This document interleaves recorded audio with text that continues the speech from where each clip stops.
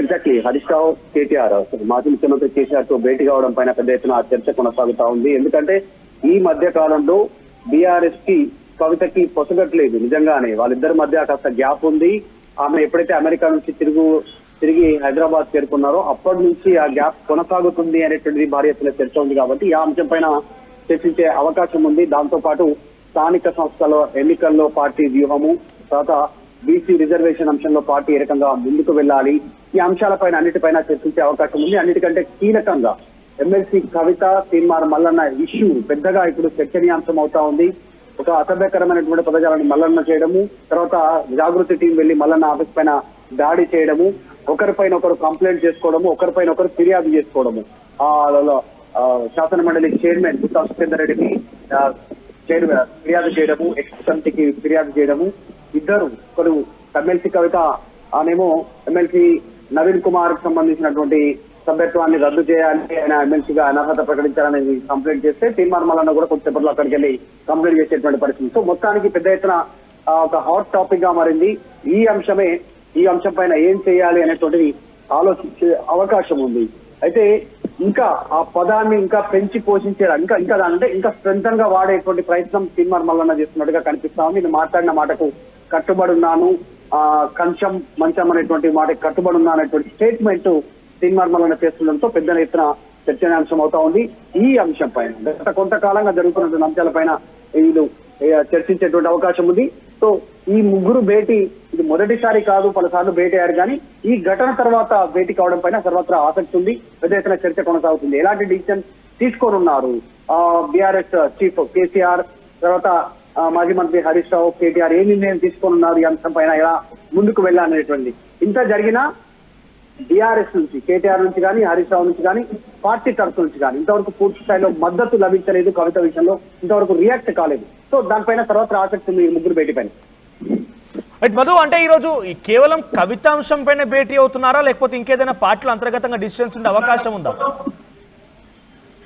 అంటే hot topic గా ప్రస్తుతం కవిత అంశం, తీన్మార్ మల్లన్న అంశం వివాదం అవుతున్నటువంటి నేపథ్యంలో ఈ భేటీకి తర్వాత ఆసక్తి ఉంది నిజంగానే. దాంతో పాటు పార్టీ భవిష్యత్ కార్యాచరణకి సంబంధించినటువంటి, ఎందుకంటే ఇప్పటికే కాళేశ్వరం ఇరిగేషన్ కాళేశ్వరానికి సంబంధించినటువంటి దాంట్లో విచారణకు హాజరయ్యారు. తర్వాత స్థానిక సంస్థల ఎన్నికలు చాలా సమీపంలో ఉన్నాయి. తర్వాత బీసీ రిజర్వేషన్ అంశం పైన కాంగ్రెస్ ప్రకటన చేసింది.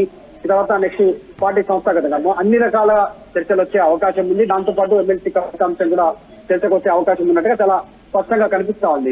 అంటున్నట్టుగా సామాజికంగా చాలా అంశాలు ఉన్నాయి. స్థానిక సంస్థల ఎన్నికలు ఉంటే ఉండొచ్చు, గ్రామ పంచాయతీకి సంబంధించినటువంటి రిజర్వేషన్ల ప్రక్రియ గురించి, ఆర్డినెన్స్ విషయంలో మాట్లాడవచ్చు. కానీ ఇవన్నీ రాజకీయ అంశాలు అయితే కుటుంబ పరంగా తన కుటుంబంలో ఒకరు ఇబ్బందులు పడుతున్నారు, ఒంటరిగా ఉద్యమాలు చేస్తున్నారు. సో ఇప్పుడు ఏకంగా ఒక ఎమ్మెల్సీ తనపై అనుచిత వ్యాఖ్యలు చేశారన్నటువంటి ఆ భావనలో జాగృతి కార్యకర్తలు మొత్తం కూడా నిరసన తెలిపి దాడికి యత్నించారు. సో ఈ అంశమైన ఎటువంటి ప్రియారిటీ ఉండబోతోంది? ఈ అంశం పైన కేసీఆర్ ఏదైనా బయటికి ప్రకటన చేసే అవకాశం కానీ, లేదంటే కేటీఆర్ హరీష్ రావు ఏదైనా వార్నింగ్ ఇచ్చే అవకాశం కానీ, లేకపోతే ఇంకేదైనా కవితకు తోడుగా ఉండే అవకాశం ఉందా?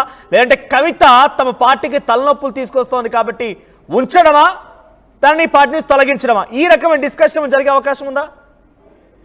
అంటే చాలా కీలకమైనటువంటి ఈ భేటీలో ఖచ్చితంగా రేపు ఫ్యూచర్ లో మీడియాని ఫేస్ చేయాల్సినటువంటి పరిస్థితి ఉంటుంది. కేటీఆర్ గానీ, హరీష్ రావు గానీ, తర్వాత కేసీఆర్ గానీ ఏదో ఒక సందర్భంలో మీడియా ఈ ప్రశ్నని వాళ్ళను అడిగేటువంటి పరిస్థితి ఉంటుంది. కవిత అంశాన్ని ఇప్పటికే కొన్నిసార్లు ప్రోత్సహించేటువంటి ప్రయత్నం చేశారు కేటీఆర్. కానీ ఈ గొడవ తర్వాత ఈ అంశాన్ని మళ్ళీ రిపీటెడ్ గా క్వశ్చన్ చేసే అవకాశం ఉంది మీడియా రూపంలో. దానికి సమాధానం చెప్పాల్సినటువంటి సిచ్యువేషన్ ఉంటుంది. కాబట్టి ఏం చేద్దాం అనేటువంటి ఒక నిర్ణయం తీసుకున్నట్టుగా తెలుస్తా ఉంది. కవిత విషయంలో ఈ దాడి తర్వాత ఆమె పైన చేసినటువంటి వ్యాఖ్యల విషయంలో ఇంతవరకు బీఆర్ఎస్ రియాక్ట్ కాలేదు ఎక్కడ కూడా. ఆ కవితకు మద్దతుగా కానీ, లేదంటే ఇంకా ఎలాంటి విషయంలో కానీ ఈ అంశం పైన ఏం చేద్దాం అనేటువంటి ఆలోచించే పరిస్థితి ఉంటుంది ముగ్గురు కూడా. సో పార్టీలో కీలక నిర్ణయాలని ముగ్గురి సమక్షంలోనే ఉంటాయి. అందులో కేసీఆర్ ఆయన ఆదేశిస్తారు.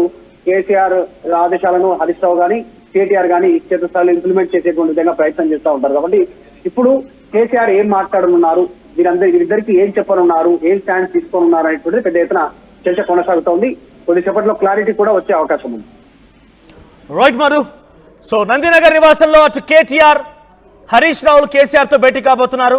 చాలా అంశాలు ఉన్నాయి. అటు సామాజికకు సంబంధించినటువంటి స్థానిక సంస్థ ఎన్నికలు కానివ్వండి, బీసీ రిజర్వేషన్లు కానివ్వండి, త్వరలో ఇంకా రకరకాల అంశాలు అయితే ఉన్నాయి. అటువంటి అంశాల పట్ల కాల్పులకు కూడా అక్కడ గన్మెన్ పాల్పడ్డారు. అయితే ఈ విషయం పైన ఏం చేయాలి, ఎలా చేస్తే బాగుంటుంది? కవిత రోజు రోజుకి తమకి తలనొప్పులు తీసుకొస్తుందని చందంగా బీఆర్ఎస్ పార్టీ భావిస్తోందా? బీసీ నినాదం, కేసీఆర్కి రాష్ట్రం లేక, ఆ తర్వాత దయ్యాలున్నాయని చెప్పడం, ఒంటరిగా ఉద్యమాలు చేయడం, అసలు పార్టీ కండువా లేకుండా, కేసీఆర్ బొమ్మే లేకుండా ఉద్యమాల్లో పాల్గొనడం, కనీసం తమకి సమాచారం లేకుండా పార్టీ ఒక లైన్లో ఉంటే తన నినాదం ఇంకో లైన్లో ఉంది. ఆర్డినెన్స్ తీసుకొస్తే బీఆర్ఎస్ పార్టీ దాన్ని పూర్తిగా విభేదిస్తూ వ్యతిరేకిస్తూ మాట్లాడితే కవిత మాత్రం సంబరాలు జరుపుకుంటున్నారు. అయితే ఈ వరుస ఒకదాని తర్వాత ఒక ఘటన అన్ని కూడా బీఆర్ఎస్ పార్టీకి తలనొప్పులు తీసుకొస్తున్నాయనే భావంలో కేసీఆర్, కేటీఆర్, హరీష్ రావు ఉన్నట్టు తెలుస్తోంది. ఈ నేపథ్యంలోనే ఏం చేద్దాం, కవిత విషయంలో ఏం చేద్దాం అనే విషయం పైన ఈరోజు కేసీఆర్, కేటీఆర్, హరీష్ రావులు ముగ్గురు భేటీ అవుతున్నట్టు తెలుస్తోంది. అయితే ఈ ఇష్యూ పైన ఎటువంటి చర్చ జరగబోతోంది, ఏ రకంగా దీనికి ఫైనల్ కంక్లూజన్ రాబోతోంది? ఇప్పటికే కవిత, తీన్మార్ మల్లన పరస్పరంగా ఫిర్యాదు చేసుకునే నేపథ్యంలో కవిత పైన కూడా కేసులు నమోదాయి. మరిన్ని అప్డేట్స్ తో మా ప్రతినిధి మధు సిద్ధంగా ఉన్నారు. మధు, ఏం జరగబోతోంది? కవిత విషయంలో కేసీఆర్, కేటీఆర్, హరీష్ రావుల భేటీ ఎటువంటి అంశాన్ని కొలికి తీసుకురాబోతున్నారు? పరస్పరంగా కేసులయ్యాయి. అసలు కంప్లీట్ గా బీఆర్ఎస్ లైన్ ఒకటైతే కవిత లైన్ ఇంకోలా ఉంది. కంప్లీట్ గా చాలా డ్రాస్టిక్ డిఫరెన్స్ ఉంది. సో ఈ నేపథ్యంలో కేసీఆర్ ఈరోజు తన కుమార్తె ఎటువంటి డెసిషన్ తీసుకోబోతున్నారు? ఎగ్జాక్ట్లీ, హరీష్ రావు, కేటీఆర్ మాజీ ముఖ్యమంత్రి కేసీఆర్ తో భేటీ కావడం పైన పెద్ద ఎత్తున చర్చ కొనసాగుతా ఉంది. ఎందుకంటే ఈ మధ్య కాలంలో బీఆర్ఎస్ కి కవితకి పొసగట్లేదు. నిజంగానే వాళ్ళిద్దరి మధ్య కాస్త గ్యాప్ ఉంది. ఆమె ఎప్పుడైతే అమెరికా నుంచి తిరిగి హైదరాబాద్ చేరుకున్నారో అప్పటి నుంచి ఆ గ్యాప్ కొనసాగుతుంది అనేటువంటిది భారీ ఎత్తున చర్చ ఉంది. కాబట్టి ఆ అంశం పైన చర్చించే అవకాశం ఉంది. దాంతో పాటు స్థానిక సంస్థల ఎన్నికల్లో పార్టీ వ్యూహము, తర్వాత బీసీ రిజర్వేషన్ అంశంలో పార్టీ ఏ రకంగా ముందుకు వెళ్ళాలి, ఈ అంశాలపైన అన్నిటిపైన చర్చించే అవకాశం ఉంది. అన్నిటికంటే కీలకంగా ఎమ్మెల్సీ కవిత, తీన్మార్ మల్లన్న ఇష్యూ పెద్దగా ఇప్పుడు చర్చనీయాంశం అవుతా ఉంది.